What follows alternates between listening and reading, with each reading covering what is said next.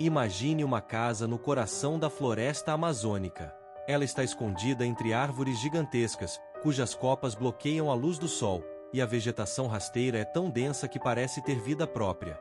Ali, o vento sopra de forma diferente, carregando murmúrios que parecem ser sussurros de antigas lendas. Uma casa abandonada, esquecida pelo tempo. Mas ela não está vazia. Há algo, ou alguém, que protege aquele lugar. Você já ouviu falar do Curupira? Para muitos, ele é apenas uma lenda. Um ser protetor da floresta, com os pés virados para trás, conhecido por pregar peças nos caçadores que ousam invadir as matas e caçar de forma predatória. Dizem que ele guarda os segredos da floresta e protege os seres que nela habitam. Mas, e se ele for mais do que apenas uma história? E se houver uma verdade sombria por trás dessa figura que tantos preferem ignorar? Hoje, vou te contar uma história que poucos ousam mencionar, uma história de medo e arrependimento. Essa história se passa em uma casa amaldiçoada, perdida no meio da floresta, onde a presença do Curupira é mais real do que você pode imaginar. Prepare-se para conhecer a casa do Curupira. Nos tempos antigos, havia um homem chamado João. Ele era um caçador habilidoso, conhecido por sua coragem, mas também por sua ganância.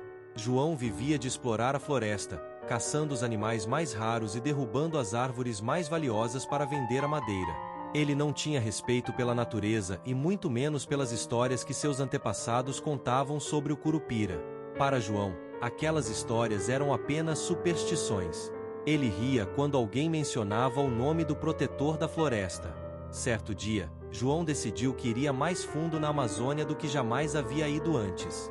Ele queria encontrar terras inexploradas, onde poderia caçar sem limites e descobrir riquezas escondidas. Juntou um grupo de homens destemidos e, juntos, começaram sua jornada pela floresta.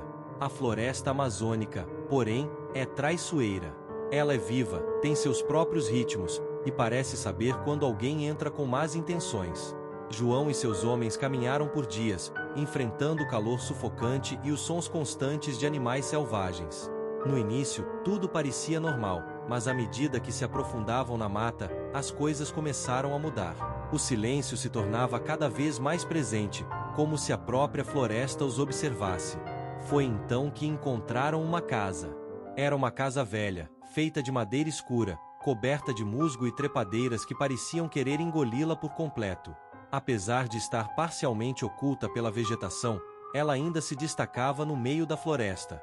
Não havia sinais de vida ao redor, nenhum som de pássaros ou animais. Tudo estava quieto demais. Um dos homens do grupo sugeriu que seguissem em frente, que não era prudente passar a noite ali, mas João, teimoso como era, decidiu que ficariam. É só uma casa velha, nada mais, disse ele, ignorando o desconforto dos outros. E assim, eles entraram. O interior da casa estava repleto de poeira, teias de aranha e marcas de abandono. O ar era pesado, como se estivesse ali estagnado há décadas. João e seu grupo acamparam no centro da casa, acenderam uma fogueira e começaram a preparar o jantar. No entanto, a sensação de que estavam sendo observados nunca os deixou. Era como se algo na floresta estivesse à espreita, esperando o momento certo para se mostrar. Ao cair da noite, os sons estranhos começaram. Tudo começou com um vento forte que passou pela casa, fazendo as árvores ao redor balançarem violentamente. Mas não havia tempestade. Era como se a própria floresta estivesse viva, respirando junto com o vento.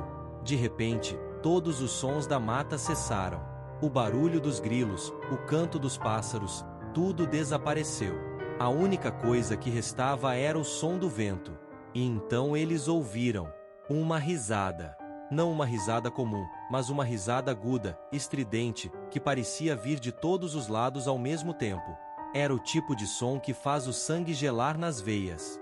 Os homens se entreolharam, nervosos. João, como sempre, foi o primeiro a se pronunciar. São só sons da floresta, disse ele, tentando manter o controle da situação. Mas a risada continuava, cada vez mais alta, cada vez mais próxima. Decidido a provar que não havia nada a temer, João saiu da casa para investigar. Foi aí que ele o viu. No meio das árvores, entre as sombras, uma figura pequena e distorcida. Seus cabelos eram vermelhos como fogo, e seus olhos brilhavam na escuridão. Mas o mais estranho de tudo eram seus pés, virados para trás.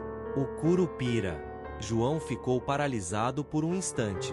Ele sabia o que havia visto, mas, em um piscar de olhos, a criatura desapareceu, deixando apenas a risada ecoando pela floresta.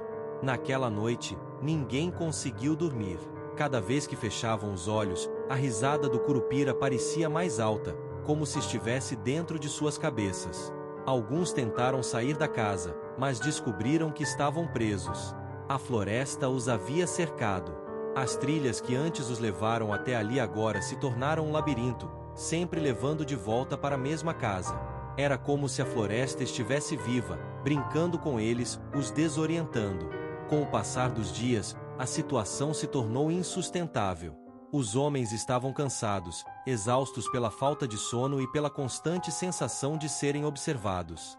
Foi então que os desaparecimentos começaram. Um a um, os homens de João começaram a sumir. Eles saíam para procurar comida ou tentar encontrar uma saída, mas nunca mais voltavam. Apenas seus gritos podiam ser ouvidos, distantes, como se estivessem sendo levados para as profundezas da floresta. E, a cada noite, a risada do Curupira continuava. João tentou de tudo. Ele tentou queimar a casa, mas o fogo não pegava. Tentou desbravar a floresta em diferentes direções, mas sempre acabava de volta ao mesmo ponto. A floresta não deixava. O Curupira não permitia. Depois de dias de sofrimento, restava apenas João. O homem que outrora fora corajoso e destemido agora estava à beira da loucura. Sua mente estava atormentada pelas risadas incessantes e pelo desaparecimento de seus companheiros. Ele sabia que não poderia escapar, então decidiu que faria o que nunca pensou ser necessário: confrontar o próprio Curupira. Certa noite, ele foi até o meio da floresta e começou a gritar. Chamou pelo Curupira, desafiando-o a aparecer. Disse que estava arrependido, que não sabia que a floresta tinha um guardião tão poderoso, e que faria qualquer coisa para sair dali vivo. Por um momento, tudo ficou em silêncio. E então, de entre as árvores, o Curupira apareceu novamente. Seus olhos brilhavam na escuridão, como brasas em uma fogueira prestes a se apagar. Ele se aproximou de João, lentamente, sem pressa, como um predador que sabe que sua presa já está capturada. João, tremendo de medo, caiu de joelhos e implorou por misericórdia. Mas o Curupira não conhece misericórdia. Ele é o guardião da floresta, e sua missão é proteger o que é sagrado. Naquela noite, João desapareceu para sempre, levado pelo espírito da floresta que tanto desrespeitou. E a casa?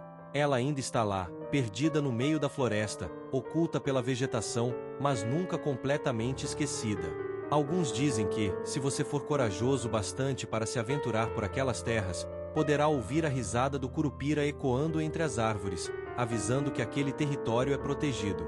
Muitos que tentaram encontrar a casa jamais retornaram, e aqueles que conseguiram voltar nunca mais foram os mesmos. A lenda do Curupira continua viva, passada de geração em geração, para lembrar a todos que a natureza não deve ser desrespeitada. A floresta tem seus guardiões, e eles estão sempre de olho. E você? Teria coragem de explorar as profundezas da floresta em busca da casa do Curupira? Lembre-se, a floresta é vasta, misteriosa e cheia de segredos que a maioria de nós jamais compreenderá.